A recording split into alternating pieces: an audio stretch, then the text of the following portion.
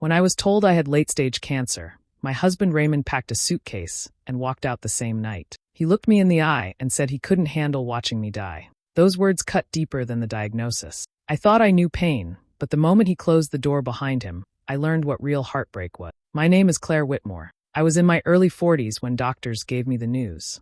Until then, I believed I had built a solid life. Raymond was charming, ambitious, and always spoke with confidence about the future. He worked in finance, dressed sharp, and carried himself like nothing could touch him. I admired his drive and thought his strength would be my anchor through storm. But when the storm came, he was the first to run. One moment I was his wife, the woman he said he loved, and the next I was nothing more than a burden too heavy for him to carry. He left without hesitation, leaving behind more than just clothes and shoes. He left the vows he once swore, the trust one had placed in him, and the life we had promised to face together. I lay in bed that night, weak from crying, the house suddenly colder and quieter than it had ever been. Cancer terrified me, but Raymond's betrayal crushed me in a way the illness never could. I wasn't just fighting for my life anymore. I was staring at the truth, that the person I thought would hold my hand to the end had chosen himself instead. The first weeks after Raymond left were a blur of hospital visits and long nights that never seemed to end. My sister Diana stepped in right away. She wasn't wealthy or free from her own struggles, but she stood by me without hesitation. She drove me to every appointment, sat beside me during hours of waiting, and held my hand when doctors explained what the treatment would do to my body. I could see the fear in her eyes, yet she never let it stop her from being there. Next door lived Elias, a quiet man in his 70s who had once worked as a nurse. He noticed when I began missing mail or forgetting to take trash out. Instead of looking away, he knocked on my door with groceries or reminded me to drink water. He even showed me tricks to manage nausea after chemotherapy. His presence was steady, almost fatherly, and it gave me comfort I didn't know I needed. Chemo was worse than I ever imagined. It wasn't only the sickness that came in waves or the bone-deep exhaustion. It was watching myself disappear in the mirror. My hair fell out in clumps until I finally cut the rest off. My skin turned pale, my clothes hung loose, and I barely recognized the woman staring back. At night, the silence pressed down like a weight. The bed felt too big, the rooms too empty. Sometimes I would cry until I fell asleep, wondering why my body was turning against me and why the man I trusted had chosen not to witness it. Money quickly became another battle. When I tried to pay for a treatment bill, I learned Raymond had drained our joint accounts before leaving. Every dollar we had saved together was gone. He hadn't only abandoned me emotionally, he had left me to face the costs of survival alone. Diana lent what she could, and I picked up odd remote work when I had energy,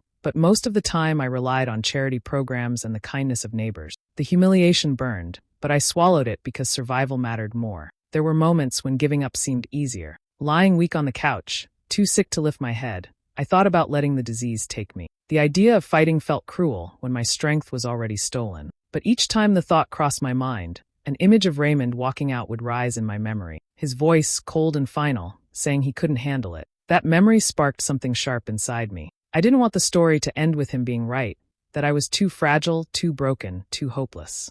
So I fought harder. Each injection, each round of poison pumped into my veins became less about the cancer and more about proving to myself that I was still here. I promised myself quietly in the darkest hours that if I came out alive, he would one day regret every selfish step he took away from me. That vow became my fuel, carrying me through nights that seemed impossible and mornings when my body screamed to quit. I wasn't ready to let go, not of life and not of the chance to show him what real strength looked like.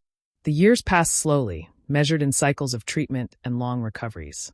Every checkup felt like standing on the edge of a cliff, waiting for bad news. But little by little, the results began to shift. Tumors shrank, blood counts improved. Doctors, who once spoke in cautious tones, started using words like stable and promising. I didn't dare believe it at first, afraid hope would collapse under me. But one afternoon, after another round of tests, the oncologist smiled and said the word I had longed to hear: remission. I walked out of that hospital into sunlight that felt different than any I had ever known. My body was scarred and weak, but I was alive. The fight that once seemed endless had given me a chance to breathe again. Survival didn't mean everything suddenly became easy. It meant I had to learn how to live after years of focusing only on staying alive. The first steps were small. I started therapy because the weight of what I had endured didn't lift with remission. The sessions were difficult at first. Speaking out loud about nights of fear and abandonment reopened wounds. But slowly, I began to untangle my pain. I learned how to sit with grief, how to face anger without letting it consume me,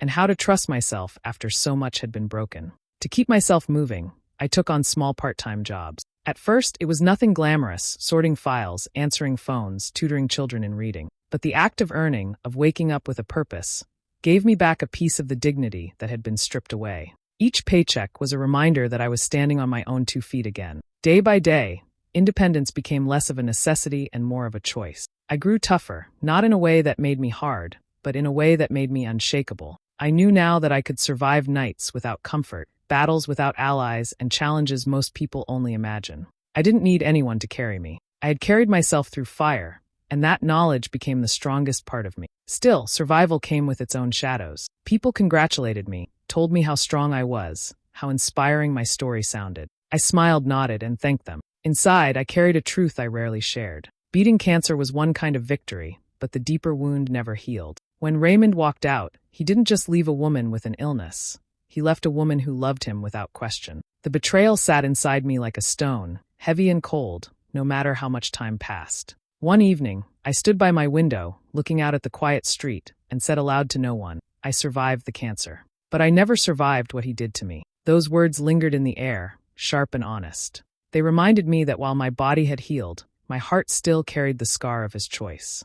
And that scar shaped the woman I was becoming, stronger, wiser, but unwilling to forget. Life moved forward quietly until a letter arrived that changed everything. My uncle, who had lived a simple and private life in Colorado, passed away and left me his property. I remembered visiting as a child, running through fields and chasing grasshoppers, but I hadn't been back in years. The land was wide, rugged, and to my eyes, more burden than blessing. At first, I considered selling it quickly. I thought it would bring a modest sum that might help me live more comfortably, nothing more. I mentioned my plan to Elias one afternoon while we were sharing tea on his porch. His brow furrowed, and he shook his head.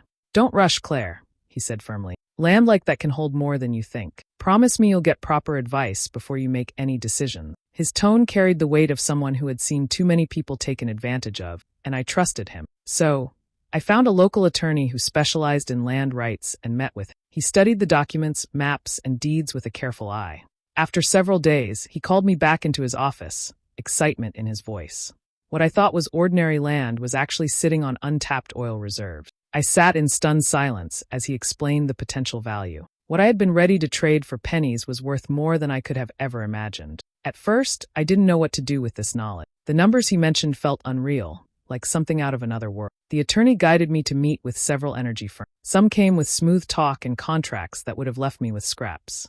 But I remembered Elias's warning and took my time. Finally, I found a smaller firm that treated me with respect, explained everything clearly, and offered a fair partnership. Their deal meant I would keep ownership of the land, while they handled the drilling and operations. The first payments began as a steady trickle, enough to ease my worries. Then, as production grew, the trickle turned into a flood. My accounts filled in ways I had never known before. Bills became easy to pay, debt was cleared, and the strain of survival faded into a memory. Within a few years, the wealth multiplied far beyond what I ever dreamed possible. I wasn't just comfortable, I was secure, with a net worth reaching into tens of millions. Sitting in my modest living room, I sometimes stared at the statements and wondered how my life had taken such a turn. I had gone from fighting for each day to holding resources most people never touch.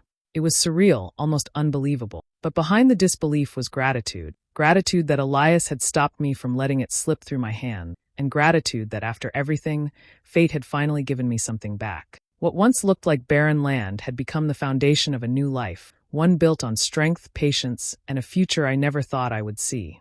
With the wealth from the land, I began shaping a new life for myself. I bought a home that felt both warm and open, a place where sunlight poured into every room. It wasn't a mansion with gates or marble floors, but it was beautiful and peaceful. I filled it with soft colors, books, and photographs of family. After years of hospitals and silence, this house felt alive. It gave me space to breathe, but it never made me forget the path that had led me there. Even as I settled into comfort, I kept my habits simple. I still cooked my own meals, tended a small garden, and drove an old car longer than most people would have. I never wanted money to become a mask that hid who I truly was. I had been broken down to nothing once, and I knew that possessions couldn't heal wounds. What mattered was using what I had to give meaning to the life I fought so hard to keep. That belief pushed me to act quietly in ways that mattered. I began donating to cancer research funds, often writing checks without attaching my name. I also started supporting small programs that helped patients who had been left by their families, just as I had been.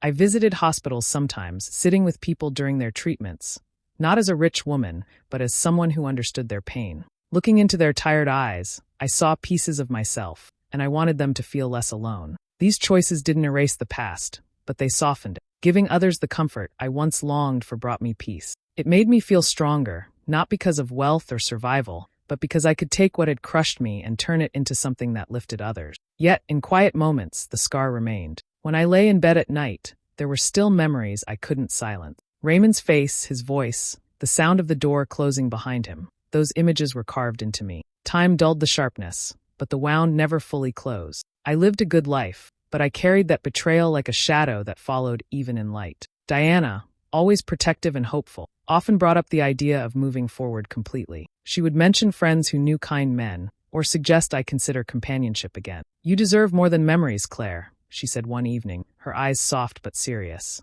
"You deserve to be loved the right way." I appreciated her words, but I couldn't give her the answer she wanted. I smiled faintly, shook my head, and replied, "Some ghosts return on their own." She looked puzzled, but I didn't explain further. Deep down, I felt it.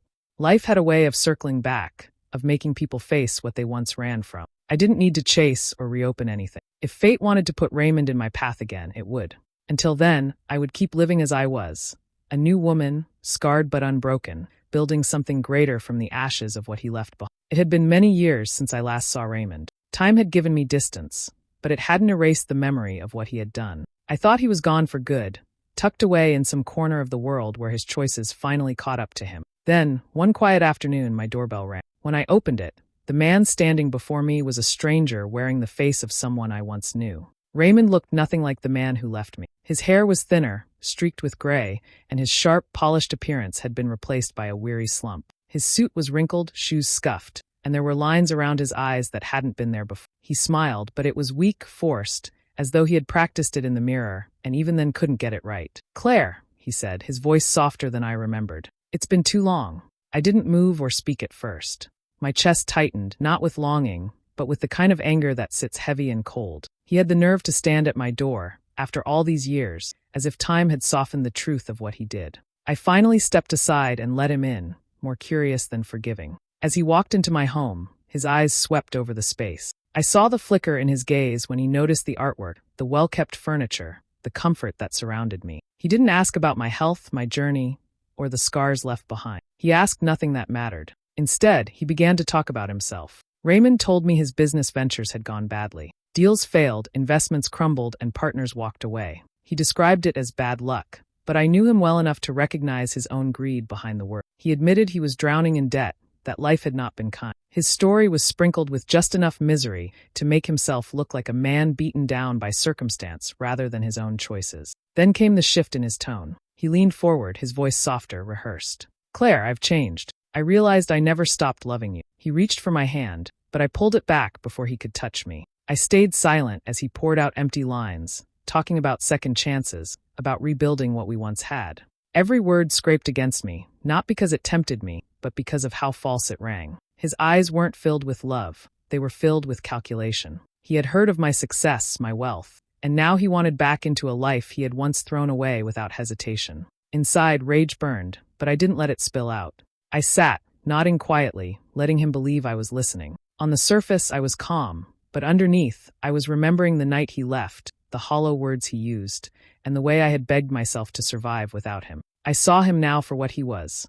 Not a husband, not a partner, but a man desperate to crawl back into the comfort he once abandoned. And in that moment, I knew his return had nothing to do with love. It had everything to do with what he thought he could take.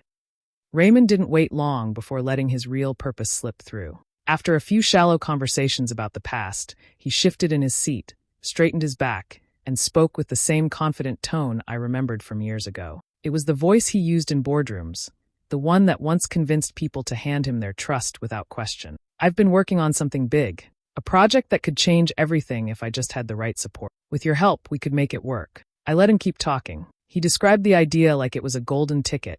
International partnerships, guaranteed returns, once-in-a-lifetime opportunity. His words flowed quickly, polished, but underneath the shine I caught the desperation. His eyes darted toward me, searching for a reaction, measuring whether I was hooked. Then he said it. I only need 36 million to get it moving. The number hit the air with such weight, I almost laughed out loud. 36 million. Not a few thousand, not even a modest loan, but a sum so outrageous it made my stomach twist. It wasn't just greedy, it was insulting. He thought I was foolish enough to hand over nearly everything I had fought for, everything I had earned after he left me to rot. I stayed quiet, though inside I burned. As he spoke, my mind wandered back to the night he walked away, suitcase in hand, telling me he couldn't handle watching me die. I heard those words again, sharp and cold, slicing through the years as if no time had passed. The man who couldn't handle my weakness now wanted to profit from my strength. The man who left me with nothing now dared to ask for more than I ever imagined I would own. My first instinct was to throw him out then and there, to scream at him until the truth tore him apart. But instead, I took a slow breath and forced my face into something calm, even interested. I tilted my head, asked small questions about his plan, let him think he was drawing me in. 36 million, I repeated softly, as if weighing it in my mind. His shoulders relaxed at the sound, his lips curling into a faint smile. He believed he was winning me over, the same way he had once charmed so many others. But inside, I was already planning. If he thought I was the same woman he left behind, weak and desperate, then he was blind. I wasn't going to give him what he wanted. I was going to let him believe, just enough to pull the mask from his face. That night, after he left my home with promises to bring me all the details, I stood at the window and watched his car disappear down the street. My hands shook, not from fear, but from the weight of resolve. He thought he could use me again. What he didn't know was that I had no intention of being used. If he wanted to play this game, I would play it better. And this time, the ending would not be his to control. Over the next weeks, I let Raymond believe he was pulling me back into his orbit. Whenever we met, I listened carefully, nodding at the right moments, asking just enough questions to seem serious. If I'm going to invest, I said once, I'll need to see everything on paper. His eyes lit up, and he promised to prepare detailed proposals, contracts, and clear timeline. He delivered them a few days later, bound neatly in folders, his voice carrying the same polished rhythm that once fooled so many. He spoke about numbers, projections, partners overseas, and a future filled with wealth beyond what I already had. He believed every word coming out of his mouth could convince me, and I played my role, flipping through pages slowly as though I was carefully weighing his brilliance. What he didn't know was that I had already taken those documents to my lawyer. Every page was copied and filed away, not because I intended to invest, but because I wanted a record of his attempt to swindle me. My lawyer didn't hide his disdain. This is smoke and mirrors, he told me flatly. He's drowning, and he's looking for someone to drag down with him. You've done well keeping a distance. I nodded, holding on to my calm. The advice reassured me, but it also deepened my determination. Raymond, meanwhile, grew bolder. Each meeting, he acted more relaxed, almost smug, as though he could already see the money in his hand. He leaned back in his chair, smiled too widely, and spoke about the future as if it was guaranteed. We'll be unstoppable, he said once, his eyes glinting in a way that reminded me of the man who once abandoned me. The arrogance was the same, only now it was mixed with desperation. Behind his back, I was securing my life in a way he could never touch. I worked with financial advisors to build a public trust, carefully structured so that the majority of my assets were locked away in projects that funded cancer research and patient support. The rest was spread across accounts and protections that no one, not even a determined ex-husband, could reach. Every move I made tightened the wall between us, brick by brick. While I was setting these protections, the past kept creeping in. Sitting across from Raymond, hearing his voice, watching his mannerisms, it brought back nights when I had begged for his comfort and received nothing. At times, it hurt to be reminded of how easily he had walked away. But that pain no longer weakened me. It sharpened me. For the first time, I wasn't reacting to what he did. I was deciding how the story would unfold. Each step gave me more control, and with it came a strange sense of power. I wasn't the woman who had been left behind in a dark house, sick and afraid. I was the woman steering the outcome, ensuring he would never again profit from my life. The more confident he became, the steadier I grew. And as I watched him bask in the illusion of victory, I knew the final moment was drawing closer. The moment he would realize the game he thought he was winning was already lost. The day of our last meeting came, and Raymond walked into my home with the same swagger I remembered from years ago. He carried a thick folder tucked under his arm, smiling like a man who believed the world was about to hand him everything he wanted. He sat down across from me, laid the papers neatly on the table, and pushed them forward with confidence. "All you need to do is sign," he said smoothly. "Once this is in motion, we'll be set for life." His words carried that same old charm, the kind that used to sweep me along without question. But this time I saw right through it. I didn't touch the folder. Instead, I leaned back in my chair and looked him in the eye. "Do you remember the night you left me?"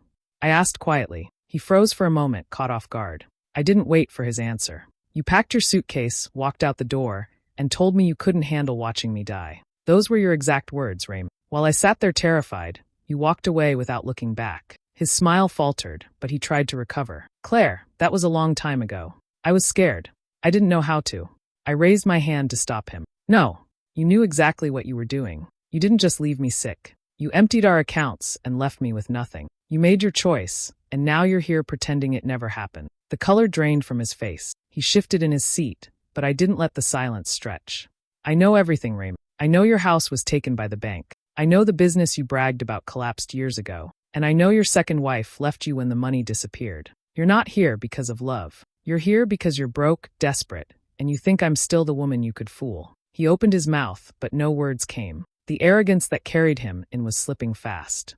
I leaned forward, my voice colder than I thought myself capable of. "You'll get nothing from me. Not a dollar, not a signature, not a second chance. Every cent I have is protected. I made sure of it long before you knocked on my door. You cannot touch a single piece of my life." His jaw tightened, anger flashing in his eyes. "Claire, you don't understand." "I understand perfectly," I cut in. "You left me to die, and I lived. You abandoned me when I was at my weakest, and now you expect me to fund your survival. But I won't let you exploit me again. I survived the cancer, but I won't let you poison what I built afterward." The room went quiet. Raymond stared at me, his face a mix of rage and disbelief, as if the script he had written in his mind had suddenly burned to ash. Finally, he gathered his papers, his hands shaking, and left without another word. As the door closed behind him, I felt no sorrow, no regret. Only finality. He had taken enough from me once, but this time, I had taken back everything. After Raymond walked out of my house for the last time, I sat alone at the kitchen table, listening to the silence settle. There was no triumph in me, no wild rush of victory. What I felt was steadier, deep. I had survived everything that was meant to destroy me, and that was the truest form of revenge. The cancer had not killed me. His betrayal had not broken me. Against all odds, I was still standing, stronger than I had ever been. For years, I had carried his absence like a wound that refused to heal. I thought the scar would always remind me of weakness, but now I realized it told another story. It showed that I could endure abandonment, illness, poverty, and still rebuild my life from the ground. His return had given me the proof I needed. He had fallen into ruin, while I had risen into a life I built with my own hands. But what mattered most wasn't that he left empty-handed. My real revenge was the life I lived after him. A home filled with warmth, work that gave me purpose, days filled with peace instead of fear, nights spent knowing I had taken the pain he gave me and turned it into something that could never be taken away. He would go on carrying his failure. I would go on living. Still, I wanted more than private satisfaction. I wanted to create something lasting, something that spoke to the woman I once was, alone in a dark room with no one to hold her hand. So I began working with my advisors to establish a program in my name, one that provided support to cancer patients who had been abandoned by their families. It funded housing, counseling, and medical assistance. I didn't make grand speeches about it, and I never sought recognition. Quietly, the trust grew, helping people who faced the same kind of loneliness I once knew. Every time I visited the program, I saw faces filled with the fear I remembered so well. But I also saw hope blooming when they realized they weren't completely alone. Sitting with them, listening to their stories, I felt the circle close. Out of betrayal and loss had come compassion and strength. That, to me, was worth more than all the money in the world. Raymond would never know the details of what I had built. He would never understand that the revenge he thought he deserved wasn't loud or cruel. It was quiet, steady, and absolute. It was me living well, giving back, and carrying on without him. One evening, standing in my garden, I whispered words that felt like a final seal on everything. He left me to die. I lived, and that was the revenge he never saw coming. With that, I turned back toward my home, ready to keep living, not with bitterness, but with the peace of knowing I had written the ending to my own story.